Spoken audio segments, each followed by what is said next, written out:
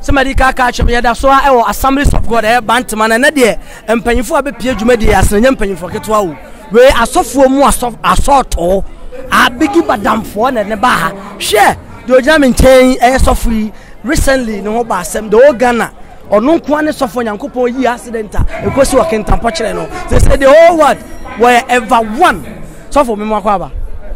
bibia boko de ya da Yesu ase ene meka ne se den na do be pie Bantam Assemblies of God onyame nhira wo de nhira ernest opoku wo ne nyumtuom na enye se me ba bi keke but oyo nipa bi obre ne ho ase ena nyame sunsuma nkasa tenemu eno na ejinjame a wo se me ba na me beta na chi na ye hwe na dwumadie ne ye kama alright ya da sofo ya da wase na oba ye send expectations next year oba your expectations na wo hu no pepepe I overwhelmed. We were not otamfo ni mu say otonsu ase program no but program no ko age yensem e dom egu demo ne dom egu abonten na chese onyame ama ne home ne so ama na age yensem kra intine nsuo to na sofo wa rechi mu se nsuo no betre ama dwumadi na baso ernest ye me ne kasai na me catch na say program no eni aba ho but ade am catch na nsuo beto but nsuo na chi na rade be se ne ho ne monyam enti asi pepepe se rade catch me no na say we so sa sha ho nkoma na papa say eni so ade hunu de rade de a kire kwa bibia no esi Ghana ha rade for yesonka so for nte say the next month dey le besima me we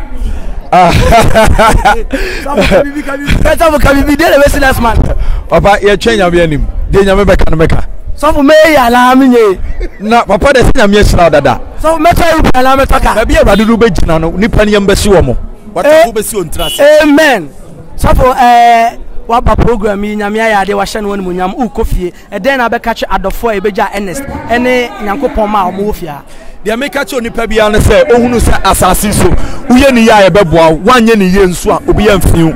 hwempempenso a emnesa brand ho ase amanyame apagya no ene domo a aba abegya no na chese de obeye bia no nipa ehwew uye ni ye nipa beta wachi ni wanye ni ye nipa besa afiri wachi etie nyina ye nhwe abrabo ye ne emi ani na ho ohunu obi dia amoane nje uhu obi nkoso a mane nya wo fe na mmom de obeye bia no hunu se onyame ne hene e wade nyina mu onyame nhira ye nyina na onto ye nkwanem onyame nhira ye nyina sofo da asa so mpese mbusa question da asa mefere sofo mpacho de mebusa ma so bia ni ha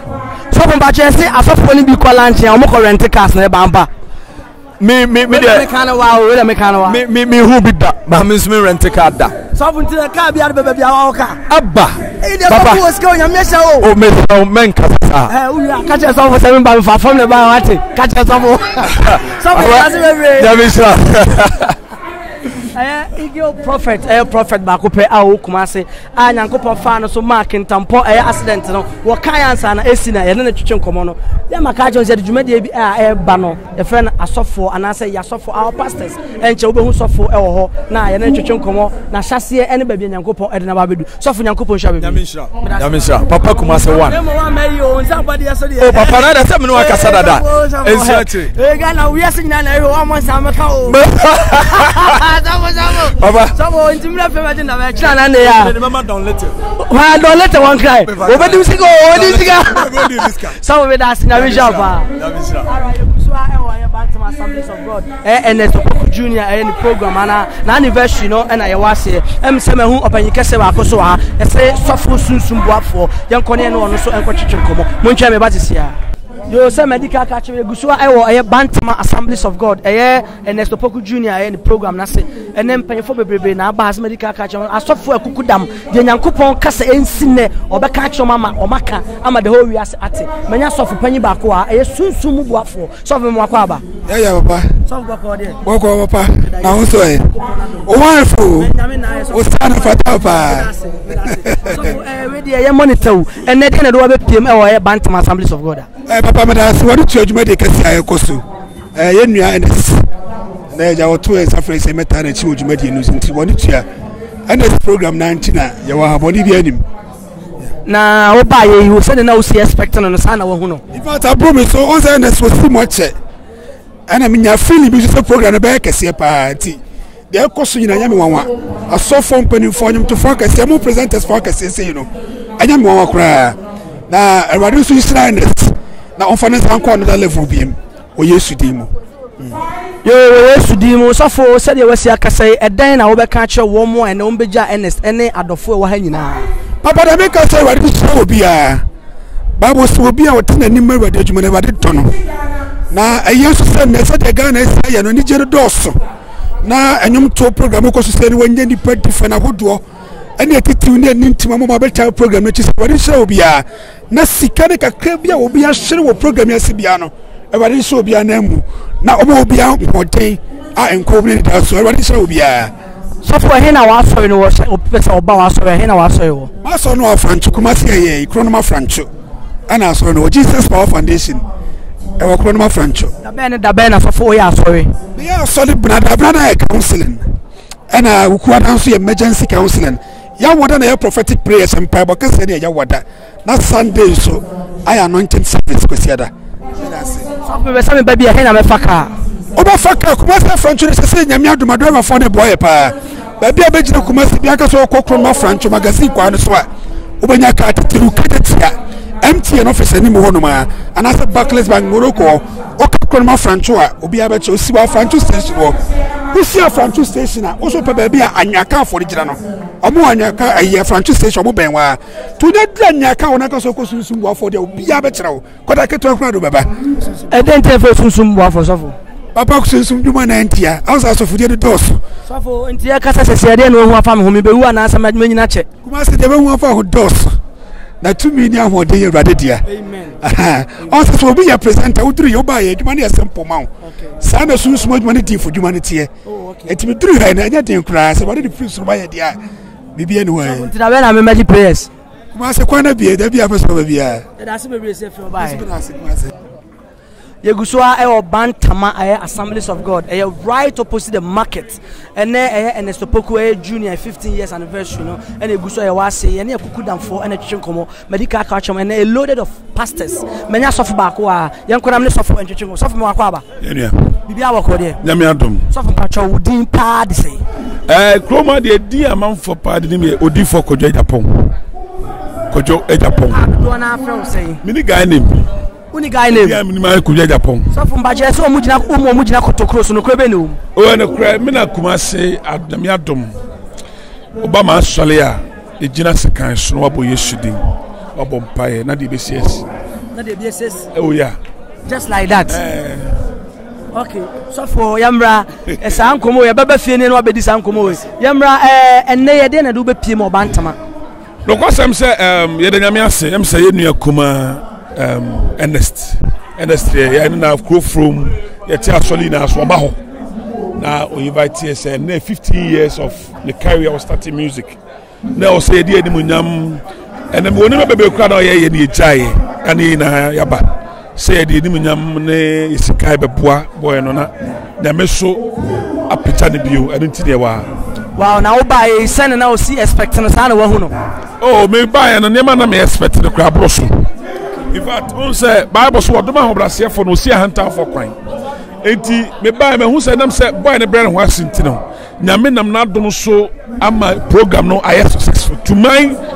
knowledge ni de nyame apagya program no ama aye so say ne no ene Ghana how much. Nsuo so to.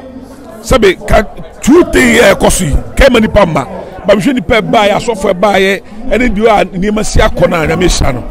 Nyame ade. Nyankopon aya de eden na be ka che wo mo fie e ba ye be support dwumedi na de asem na be ka twa to de a che wo de me ka to bi na se nyame hia wo Bible say de obo nyame adwuma no nyame hia no o kan Bible say de omu ne nsa no odi adona na obie ne nsem no okoso dore enti nipa bia wo de ne sika beboa ye nkudi ye yina ye se Awurade se Awurade peja obia no obia Awurade mo obia sika sem nya yi na onya mi ka se be ba ernest program no yi taz mi seku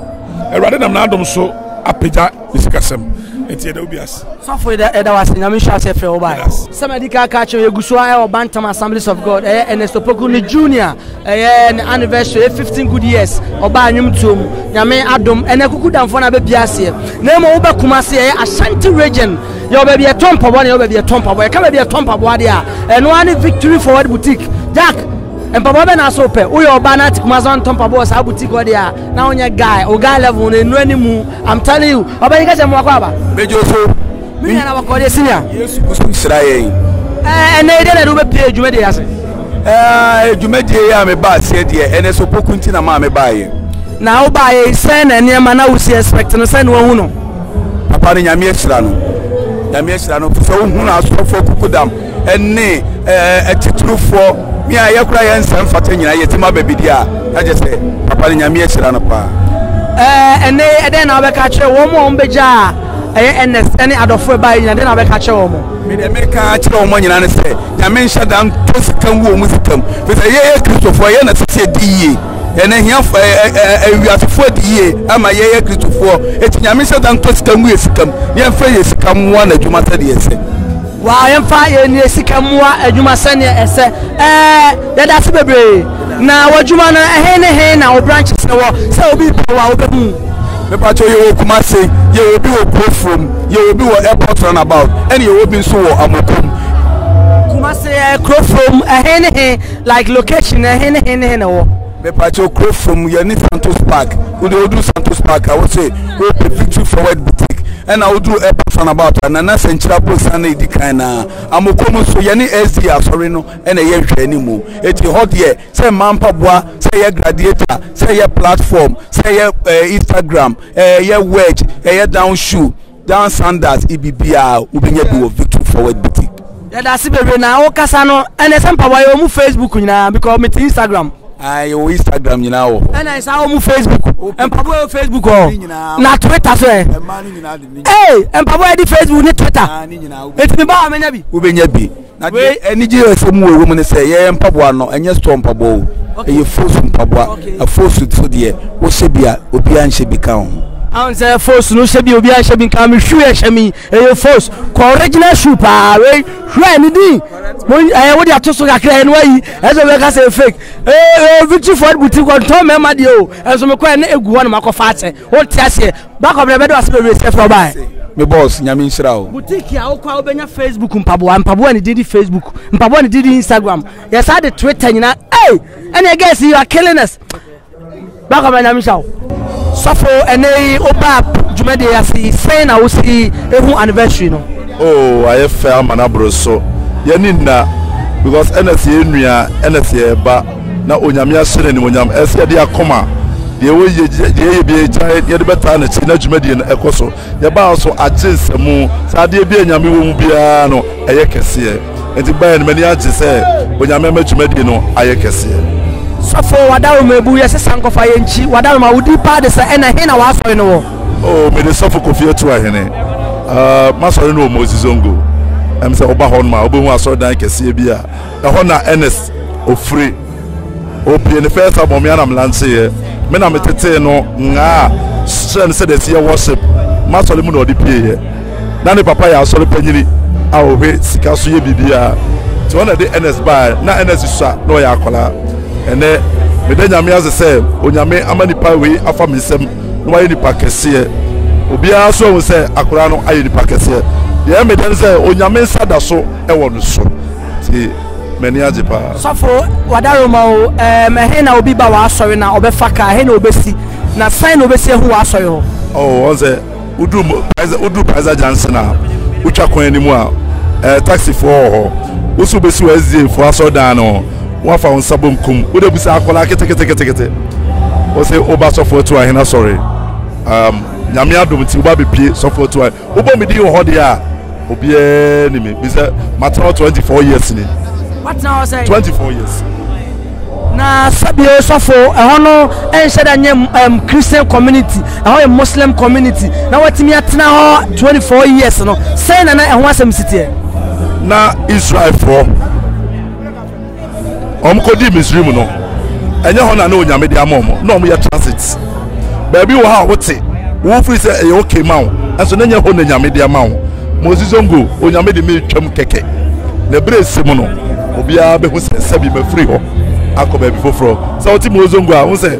e bro no a e ho sepa se nyame se ni usu a ontumenti na ho ya fa ne ma bebre mu ya fa wo ha bebre mu meka ore be ho wo se be fem but omumpe Yesu di the way Yesu di no but omumpe enso de makosia but wo ma omotwa wasia no a me so omufifi no omo to because say meto omo fie omo suro say me wo omo person to because say meto omo fie na omo ho nto omo wow omo ntire omo papa kramofo bebre ba maso omo ntire omo ankasa omo ni me ya te sofo ene omo beja aye moba munua mo ade nyina aye ernest ni programming then am catch omo oh the catch omo an say se ehwe ne ma e koso wi ase a bibia di adanse se ewie bre mu ne ye wo no enti obia hwe ba bia ne kra ode kose so bebre di akra kose sika eni wi ase afefedie mu menka se onya sika enye menka se onya bibia enye Jesus se munya wi ase de manya na mo hwere mo kra faso bia enu enti de menka che nipa nyina ne se ye hwe ya brabo ni yie na ye hwe ba bia kwache no ewo na se bi yewu a ye nyankwaje ama ye nkra enen adofo bebrebe etitiru bebrebe na abaha ehia me ankasa menua me old time friend way back let's go Mamuda.